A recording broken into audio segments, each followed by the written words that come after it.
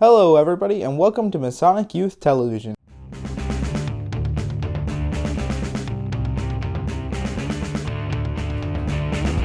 on out, get on stage, let everyone know your name. Not sure it's what you can do, you must believe in you. Come on out, get on stage, let everyone know your name. Show us what you can do, we will believe in you.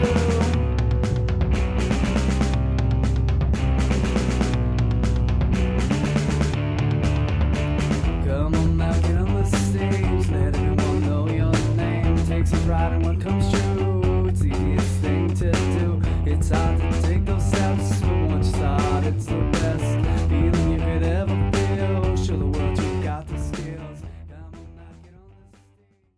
Television. I'm Wayman Crowder, and in this episode, our very own Aberdeen Stewart will be interviewing Whitney Gricewood. She's the manager of marketing and communications for Shriners Hospitals for Children, Portland. But first, I want to catch the Oregon Masonic Youth up to date on some upcoming events. First off, we have the Pacific Northwest DMLA Leadership Conference, which will be held in Newmanclaw, Washington, on July 13th. And for all the DMLA who have not attended, this event comes highly recommended. Every time I've been there, I've had a wonderful time and learned so much about leadership. For more information about Leadership Camp, check the Oregon DMLA website. After that, the next big event is paintball, which is always a blast. Paintball will be held at Splat Action Paintball on Saturday, July 23rd. Next up is the Oregon DMLA State Officers Installation on Saturday, August 8th at the Al-Qaeda Shrine Center in Wilsonville, Oregon. And please don't pass up the opportunity to go to WOFAB, a weekend of fellowship and brotherhood, which will start on August 20th in La Pine, Oregon. For all the details on any of these events, please check out the Oregon DMLA website at oregondmla.net. Okay, now let's talk about the Shriners. Shriners Hospitals for Children has helped more than 1 million children over the years, everything from prosthetics to severe burns, and it is a wonderful organization, and I encourage everyone to help them on their mission by donating what they can. Every little bit helps. So now it's time to check in with our friend from the Shriners Hospital for Children, Whitney Gricewood. She's the manager of marketing and communications. So take it away, Aberdeen. Wonderful. That was really nice to meet you. So the first question I have for you is, what is your name, title, and kind of your job description? Yeah, my name is Whitney Gricewood. I'm the marketing and communications manager at Shriners Hospitals for Children, Portland. So that means that I work in partnership with our home office to make sure that we're raising awareness for what we do here at the hospital. We try to, as a result, get more patients through our doors in hopes of helping them. And we also try to raise money as we're a nonprofit. And we also work in partnership with the Shriners who support our hospital. Wonderful. Thank you. So this question is kind of for the Shriners Hospital specifically because you have a walk-in fracture clinic. How do you think that's helped other hospitals and emergency rooms during this crisis? Definitely. So we actually started our walk-in fracture clinic probably 5 years ago. Mm-hmm. It started at just 90 minutes per day, 5 days a week. And as the community has learned more about this clinic, we've had to adjust and kind of expand as needed. So in response to COVID-19, we did hear about people being a little fearful about going into emergency rooms and urgent care centers for fear of exposure. And because we're a pediatric orthopedic hospital, we do not treat coronavirus. So there is a lesser chance of exposure. And we kind of realized that this was our chance to even improve ourselves as being a resource to our community. So we had expanded to 5 days a week, 7:30 a.m. to 4 p.m. for this walk-in fracture clinic.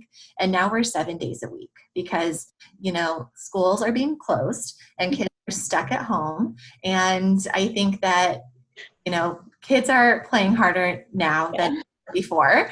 And so broken bones are not stopping. And so we wanted to make sure that we could be there for those families. So I'm a member of the International Order for Rainbow Girls, and I've also been a Shriners patient too, but I would just like to know how any of the Masonic groups have helped the hospital recently, if you know of anything. Yeah, I mean, our board of governors are always there to be a sounding board for us for any decision making and any advice that we need. Um, you know, there are a lot of ways that Shriners volunteer at the hospital, and because of coronavirus, we haven't been able to have volunteers at the hospital. We've had, just to abide by state regulations, we've had to really stop a lot of those programs because we're in this world right now where there aren't events happening. We have to keep groups under 25 people or less. So it's changed what we're doing. And I think what that means for us is we have to adapt. So we haven't quite figured out how we can bring those volunteers back in and what that might look like really until there's a vaccine. So more to come. Yeah, because I'm sure you have to roll back all the extra sort of activities. Also, I was curious whether how the hospital has been managing the PPE, because that's a big concern for a lot of families in other health related fields. I was just wondering how Shriners is managing it. Definitely. Well, we definitely have enough PPE. That is something that we get asked on the website and on social media. And sometimes patients will call and ask before they arrive because they want to make sure that it's a safe environment for them to come to. So we are set on PPE, luckily. So we feel good there. And then in addition to that, I would just mention that we do have our environmental services team who cleans the hospital. And while we have a very clean facility as it is, they've really stepped it up and they're cleaning even more times each day. And we also have a universal masking policy. So everyone in the hospital needs to wear a mask all the time. So that includes all staff, all patients, their families. So overall, very, very safe, including PPE. Yeah, it sounds like it's going pretty well. I was also wondering, kind of jumping off of those last points, how things have been kind of changing. Because I know at my how the appointments and the scheduling and everything has adapted to fit the current needs of patients. I know that you've talked about how you've extended your walk-in clinic, but like me personally, I've had more video visits with my doctors. So I'm wondering how things are kind of going on that end. Yeah, definitely. So we have been working on telehealth for a while, and it's a platform that we wanted to get off the ground very soon. And then coronavirus hit, and we realized we had to get it up even faster than we thought. So we launched our fast track video visits probably 6 weeks ago or so, maybe a little longer. And so now many patients can see their physicians from the comfort of their own home. In these fast track video visits using a device. And it doesn't fit for every single type of appointment. Like we do have an orthotics and prosthetics department, and we can't very well a child a new device virtually. So certain exceptions to where fast track video visits might not be the best fit, but it's definitely helped us and helped our patients continue that care. Also, how have people in the hospital kept kind of the spirits up and stayed optimistic even when it's really difficult? Yeah, I think it has been a hard time for a lot of people. I think that we as a pediatric hospital, we love to see our patients, and one of our patients being in pediatric orthopedics, we do see our patients pretty frequently for physical therapy appointments or things like that. So it's been an adjustment. So I think that what we're doing as a hospital is we send out emails very frequently. We were doing it 5 days a week for a while, just to keep everyone super informed about what's going on. And now we've reduced it just a little bit because things are getting a smidge back to normal. Like we're trying to have elective care running again and things like that. So I think that's a kind of our biggest thing is just trying to communicate and let people be aware of what's going on. Mm-hmm. I was wondering what are any kind of ways, either big or small, that the Masonic youth groups or Masonic groups can help the hospital, whether it be employees or patients during this time? So I know there's a lot of new projects that are going to be happening soon over the summer. So just wondering how that could kind of loop into the needs that the hospital has. Absolutely. So the way that the universal masking policy works is it depends if the staff member is having like a clinical appointment with a patient, or if they maybe work in an office and they don't have direct patient interaction. So some of those staff members use clinical masks, like medical grade masks, and the more administrative staff use cloth masks as patient families who come through the door. So we use a lot of these cloth masks, and is something that we do. We're aware that that could be a shortage at some point, and it's something that everyone can sew at home. We have a specific pattern that's available on our website, as well as directions on what to do if you want to take that on and you want to sew some of these masks and send them to the hospital.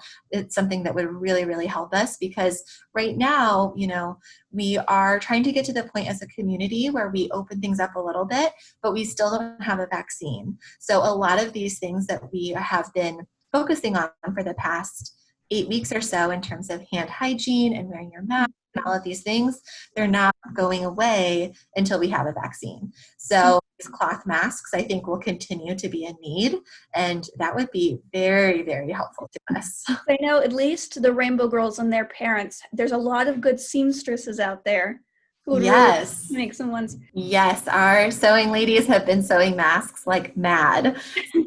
Very, very grateful for them. And there have been other groups too who have stepped up and really tried to help us with that, but we go through them so quickly.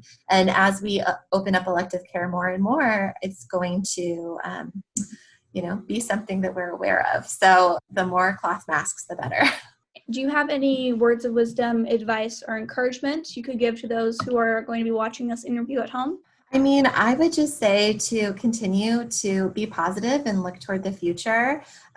This is not going to last forever. I think it kind of feels like it will. We're kind of in this weird bubble right now, and a global pandemic is something that none of us have ever been through. So it's definitely weird, but to try to stay positive, and also to remember that this whole phrasing of being socially distant be a little misleading, because we don't want to actually separate ourselves socially, right? Like, it's important to still stay connected, to have those FaceTime meetups, to maybe meet someone out in a park and stay very far apart from each other wearing masks.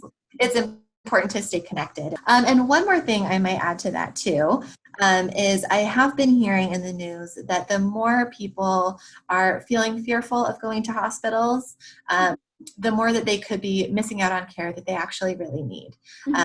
So that's something that I would also like to say to the community is, if you need medical care, please seek it, because it's not something that really should be put to the side. Thank you very much for your time. Thank you so much. Really nice to speak to you, and we will be editing and uploading this interview soon, so you can even come back and watch it. That sounds great. Thank you so much. I hope you a good day. You too. Bye. Bye. Thanks, Aberdeen. What a great interview. And thanks to Whitney. We really appreciate your insight. There's been an update since this interview was filmed. The fracture clinic will be going back to normal hours, starting on June 15th. The clinic returns to just 5 days a week. And now, I'd like to do a shout out to our very own field correspondent, Meriwether Stewart.